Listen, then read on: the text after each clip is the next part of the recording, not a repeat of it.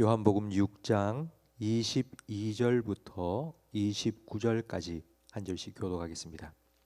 이튿날 바다 건너편에 서 있던 무리가 배 한 척 외에 다른 배가 거기 없는 것과 또 어제 예수께서 제자들과 함께 그 배에 오르지 아니하시고 제자들만 가는 것을 보았더니, 그러나 디베랴에서 배들이 주께서 축사하신 후 여럿이 떡 먹던 그곳에 가까이 왔더라.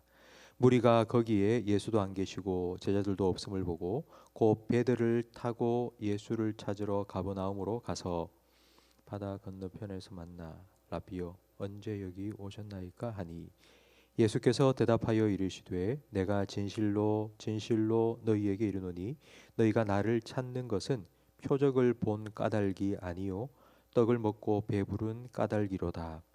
썩을 양식을 위하여 일하지 말고 영생하도록 있는 양식을 위하여 하라. 이 양식은 인자가 너희에게 주리니 인자는 하나님께서 인치신 자니라. 그들이 묻되 우리가 어떻게 하여야 하나님의 일을 하오리까? 예수께서 대답하여 이르시되 하나님께서 보내신 이를 믿는 것이 하나님의 일이니라 하시니 아멘. 오병이어 기적을 맛본 사람들이 예수님을 왕으로 삼으려고 했습니다. 예수님은 그들을 떠나 산으로 가셨고 제자들은 배를 타고 건너편 가버나움으로 갔습니다. 다음 날 사람들은 그 기적의 현장에 다시 모였습니다. 어제의 감격이 길게 여운으로 남았기 때문입니다. 그리고 마음에는 아쉬움도 가득했습니다. 예수라는 그 사람이 우리의 왕이 된다면 먹고 사는 문제 다 해결될 수 있을 텐데 한 번 더 찾아가 보자, 한 번 더 부탁해 보자. 어제는 예수님이 너무 급히 피하는 바람에 우리가 사정을 못했지만 오늘은 예수님 붙잡고 왕이 되어달라고 꼭 부탁해야지. 그리고 여기저기 예수님을 찾아봤지만 만날 수 없었습니다. 예수님께서는 어젯밤 무리를 걸어 제자들이 타고 있는 배에 가셨고 가버나움으로 건너가셨기 때문입니다. 사람들은 물고기를 잡기 위해서 그 근처에 와 있는 배들을 불렀습니다.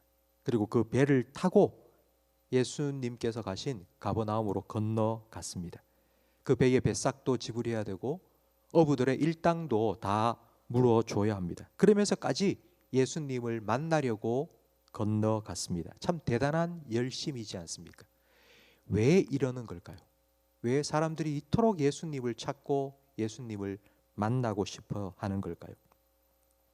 예수님께서는 이들이 자기를 찾아온 이유를 정확하게 아셨습니다.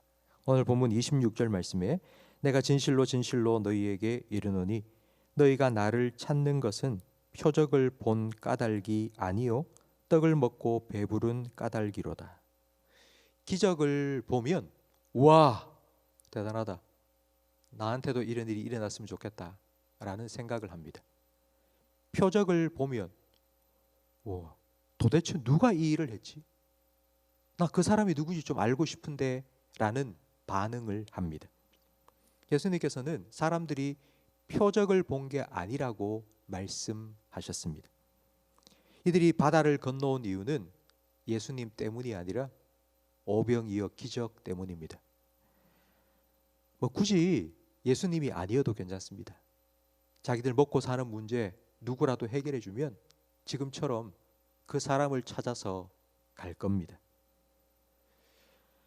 내 필요를 채울 수 있는 사람을 만난다면 그 사람을 따라가다가 그 사람보다 더 많은 것을 줄 수 있다고 말하는 사람을 만나면 그 사람에게로 금방 갈아탑니다.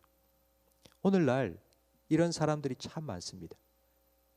이런 사람들을 우리는 팬이라고 부릅니다. 노래를 잘하는 가수들에게 팬이 있고 운동선수에게도 팬이 있습니다. 팬이 되는 이유는 노래를 잘 부르고 얼굴이 잘생겼고 실력이 좋기 때문입니다. 근데 어느 날 그 가수에 대한 소문을 들었습니다. 성형수술을 한 거래. 목소리도 다 기계로 조작한 거래.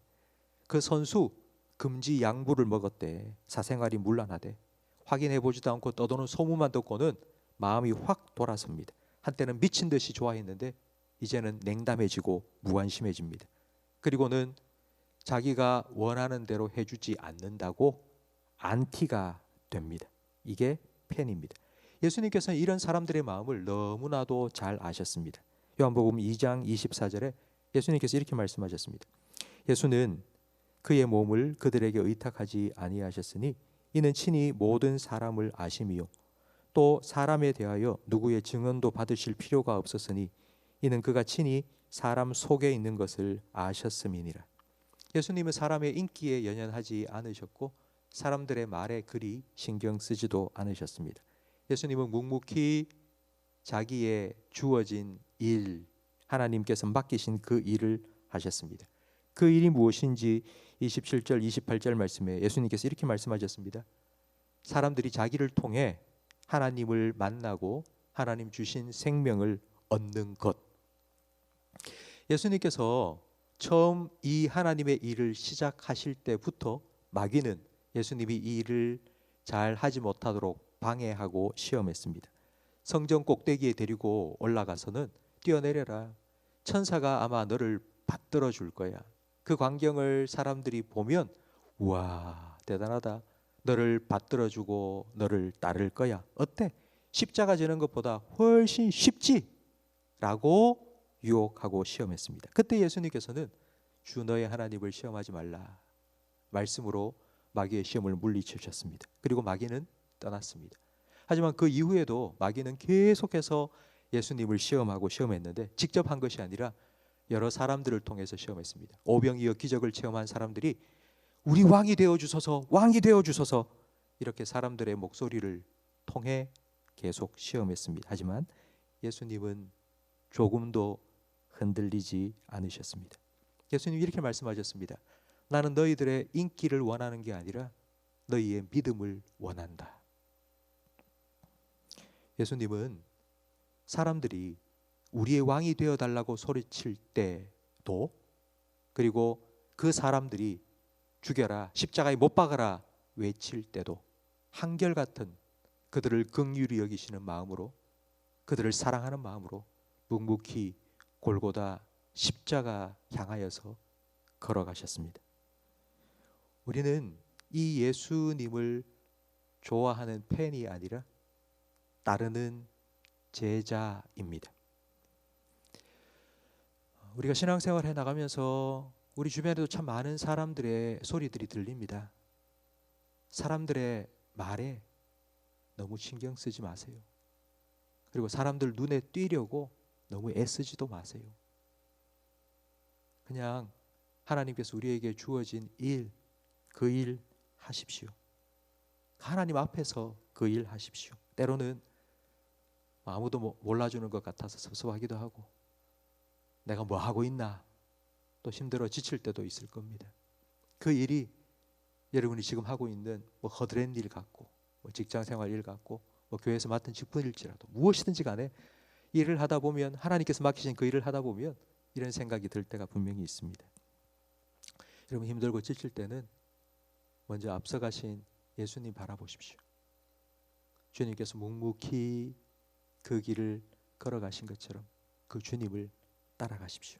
그러면 하나님께서 다 보고 계시니까 하나님께서 다 기억해 주시고요. 하나님께서 하늘의 상급으로 우리를 인정해 주시고 칭찬해 주실 겁니다. 여러분, 여러분의 오늘이 잘했다, 착하고 충성된 종아 이렇게 주님의 칭찬을 듣는 하루가 되기를 주님의 이름으로 축원합니다. 기도하겠습니다. 세상에 썩어 없어질 것을 쫓으며 살아가던 우리들을 불러주시고 구원하여 주시고 예수님을 따르는 제자 삼아 주셔서 감사합니다. 우리의 믿음의 주여, 우리의 믿음을 온전케 하시는 예수님을 계속하여 바라볼 수 있는 믿음의 눈을 저희들에게 열어 주시옵소서. 베드로가 주님을 바라보며 무리를 걷다 일어나는 풍랑을 바라볼 때에 빠져들어갔던 것처럼 우리의 시선이 세상을 향하지 아니하도록 계속하여 끝까지 주님을 바라보게 해 주시옵소서. 우리의 영적인 귀도 열어 주셔서 사람들의 소리에 흔들리지 않게 하시고 주님의 부름을 늘 기억하고 주님의 말씀, 그 위로의 말씀 귀 기울이며 주님의 부름을 향하여서 그 부름의 상을 바라보면서 끝까지 믿음의 경주를 달려가게 해 주시옵소서. 오늘 하루도 이와 같은 믿음으로 하나님께서 우리에게 맡겨주신 사명을 가정에서, 일터에서, 세상에서, 교회에서 잘 감당하며 살기를 원하오니 주님, 우리에게 힘과 능력과 지혜와 은혜를 더하여 주시옵소서. 언젠가 주님 앞에 섰을 때에 잘했다, 착하고 충성된 종아, 주님께서 우리에게 해주실 그 인정과 주님의 칭찬을 기대함으로 묵묵히 오늘을 또 내일을 주님 앞에서 살아드릴 수 있는 우리 모든 성도들의 삶이 되게 해 주시옵소서. 예수님 이름으로 기도합니다. 아멘.